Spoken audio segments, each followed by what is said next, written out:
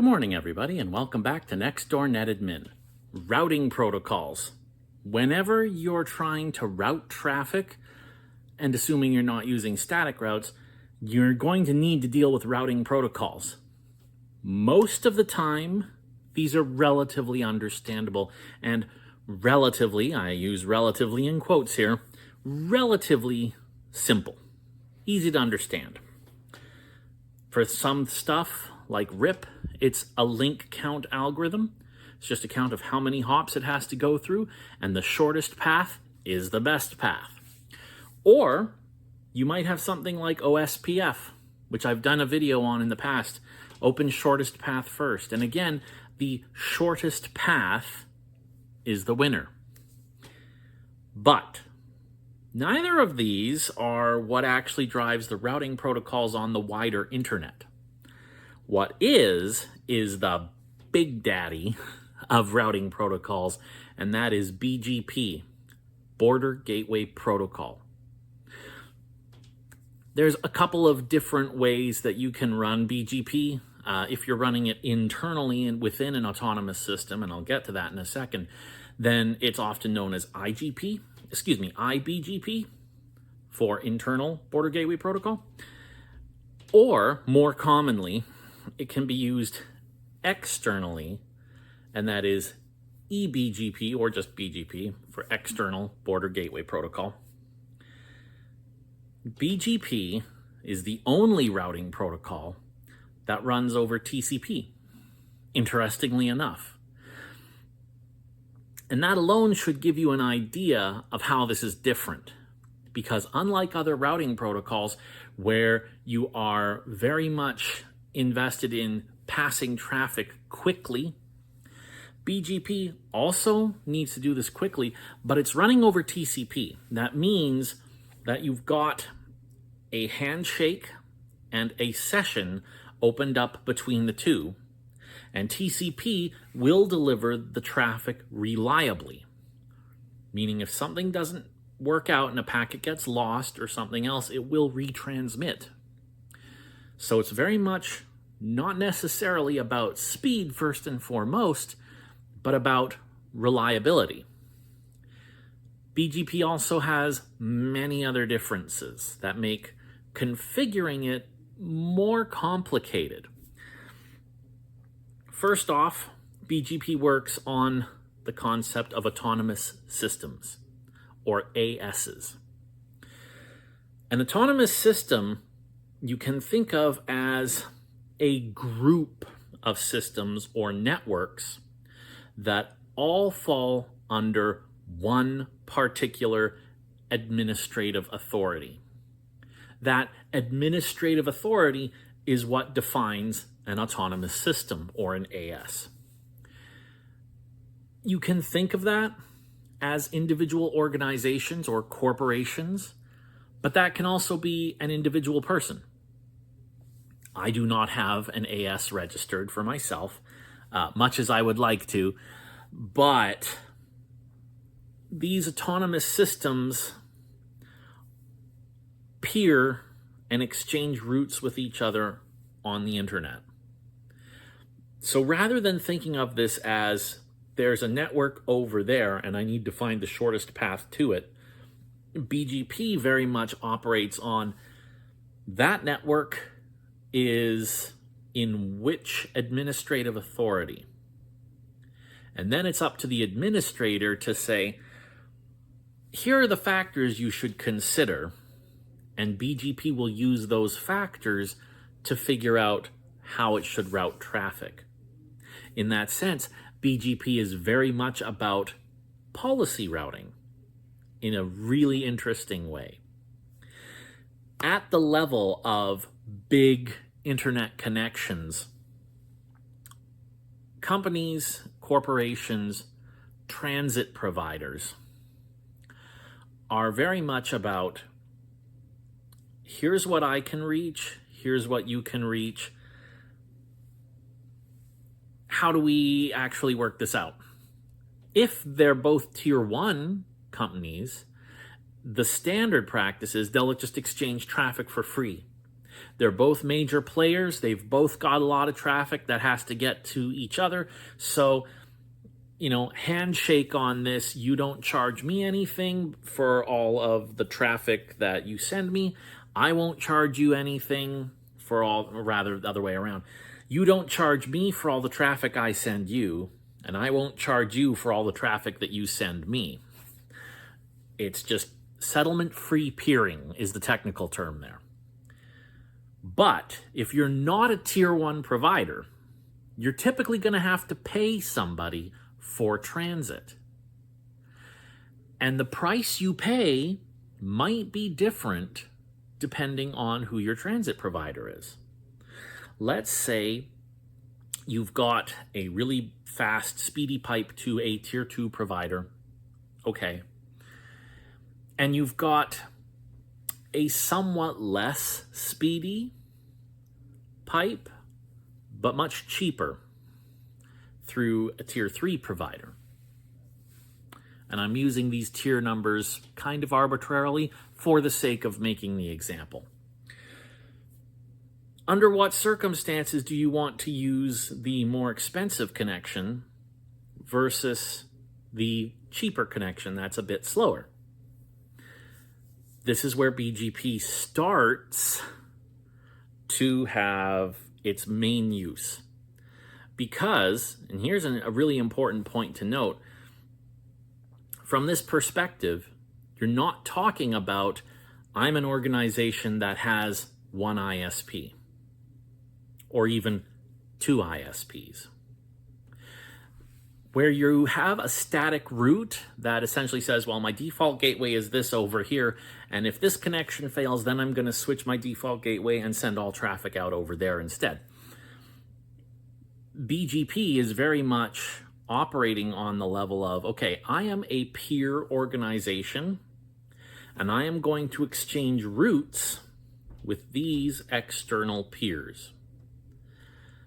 Not only so that the peers can tell me what I can access through them, but also so that I can tell them what they can access through me.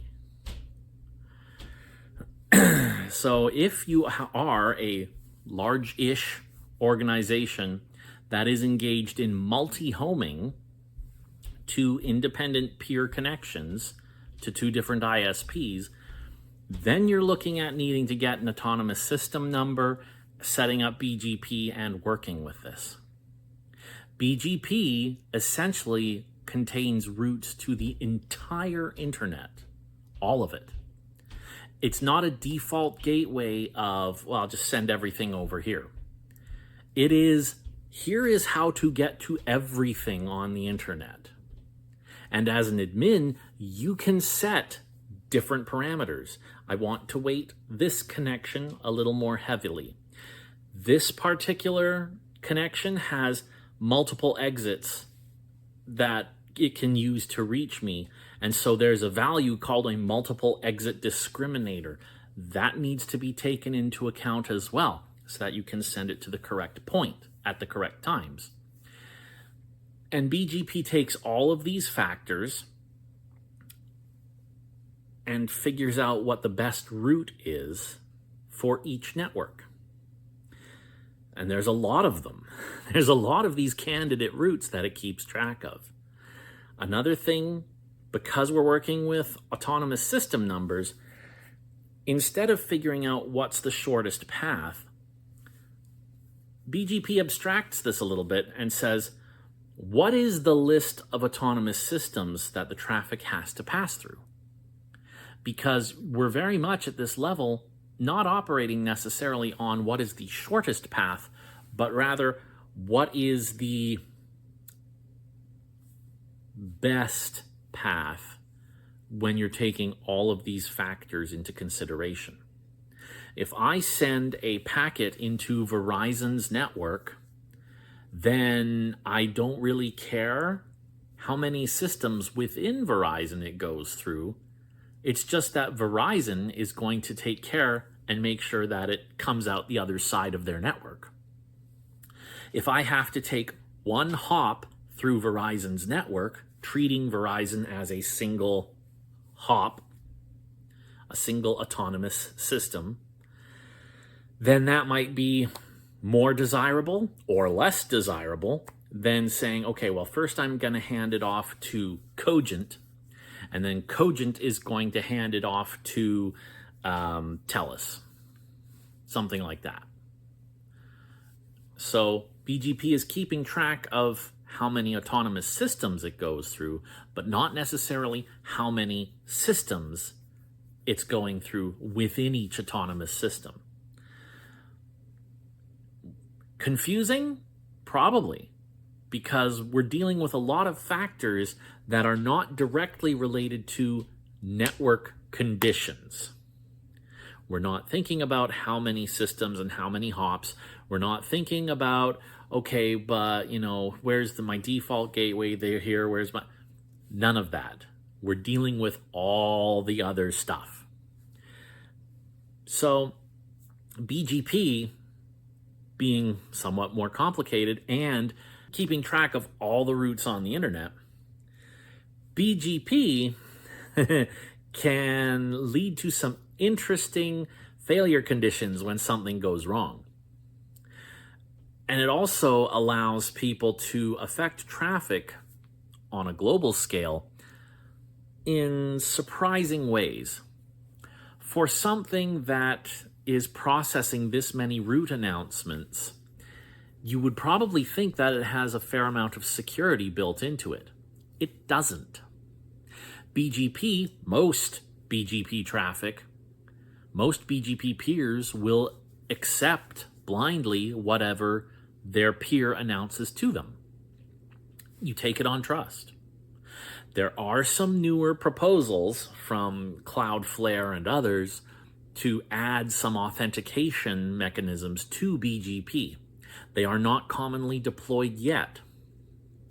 This means that if, for example, a system out somewhere says, oh, actually, I have a more desirable route to reach this destination over here, you can, and this is something that has happened, you can suddenly find that all your traffic going from Los Angeles to San Francisco is going via Russia. This is something that has happened. Somebody advertised a brand new route that has more desirable metrics. Okay, all the traffic is now taking a detour. Instead of going straight from LA to San Fran, we're going through Russia. Okay. This actually happens a lot. Sometimes somebody at Facebook or, I'll say Facebook. It's Meta now, but at the time, Facebook, they accidentally changed something and stopped announcing their traffic range of networks to the rest of the internet. And so to the rest of the internet, it disappeared. Nobody knew where to reach it anymore.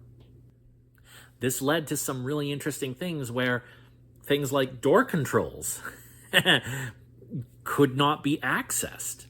People had to switch to backup methods to access the physical equipment because the physical equipment was no longer reachable through any internet access whatsoever. It had just fallen off the face of the internet.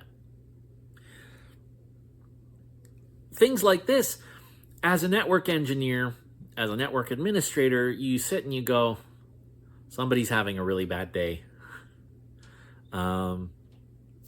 Kind of funny, only because I'm not the one who did it. But also, at the same time, your heart kind of goes, man, that really sucks. Do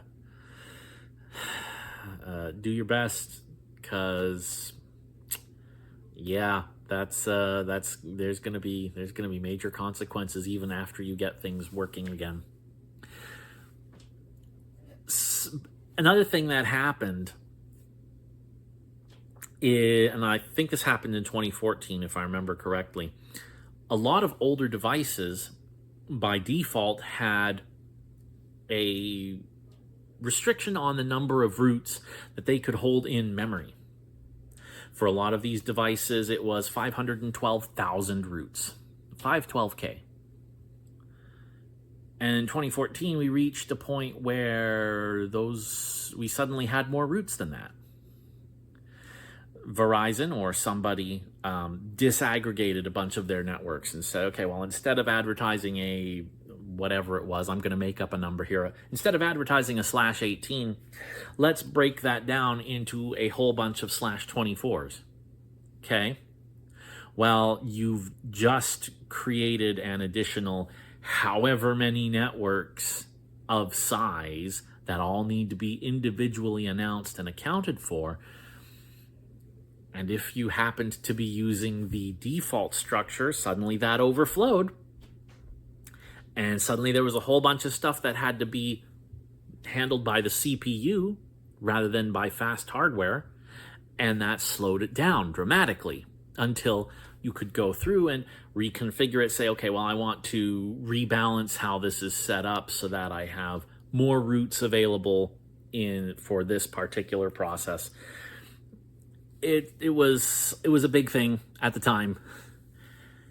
And it's these sorts of things that you have to plan for if you're working at this level. I'll be absolutely upfront and honest about this. I don't work at that level. I am not doing anything so far in my life that requires me to run BGP and peer with multiple ISPs to make sure everything works correctly. I do not need to apply for an autonomous system number myself. Because yes, if you're using a public autonomous system number, that has to be allocated by a central authority that keeps track of who is what autonomous system.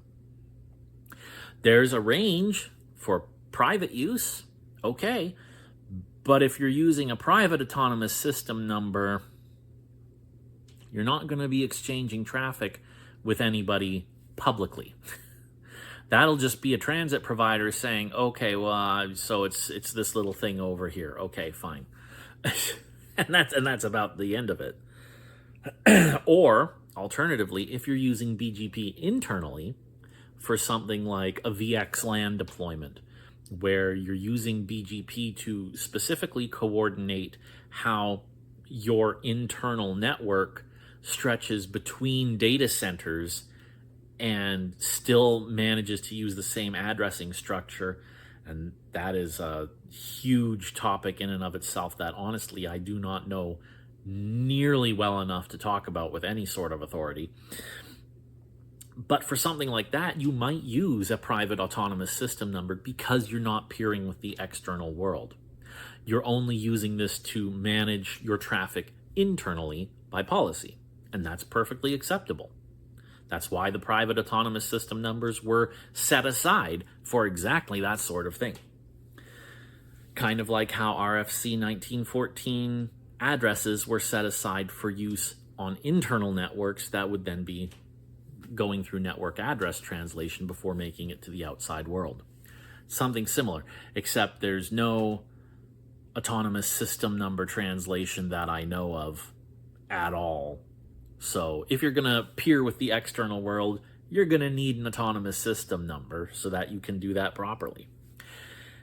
And doing that is fairly admin heavy, because you have to prove that you actually do need an autonomous system number. Your needs are there. You have to have a peering agreement with at least one, if not two other transit providers.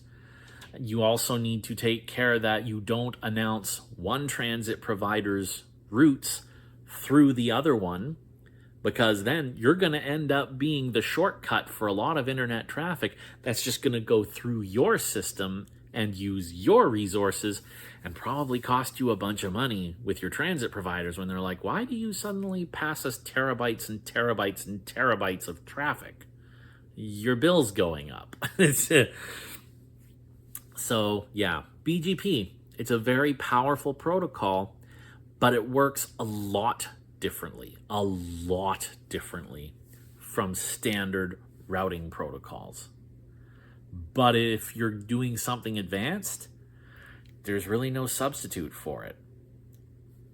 And you need to make sure that you configure it securely so that you don't suddenly have a shortcut going through, something overseas, which I will also say is there's no evidence that it was done maliciously, but it sure could be if somebody had a malicious intention.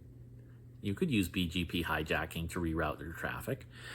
But that's why you're looking for something authenticated, so that mistakes, whether they are genuine mistakes or whether there's something else, don't necessarily have to affect your traffic. And you got to take care with it because, hey, if you do something that means you stop announcing your routes, kind of like Facebook did, well, you can't even reach your own equipment anymore, at least not remotely, because nobody can reach it anymore, and there's nothing you can do. That's when you get to real problems that take a fair amount of time and effort to fix. So those make really interesting thought experiments too, to go through it and figure out what would happen if. But that's not something that I necessarily need to go into right now. So hopefully you found this little discussion about BGP interesting and enlightening. If you have thoughts on other things that you would like to hear me talk about or things that you would like to see me demonstrate, feel free to let me know right down there in the comments section. Otherwise, thank you very much for watching. I am your next door NetAdmin, and we will see you next time.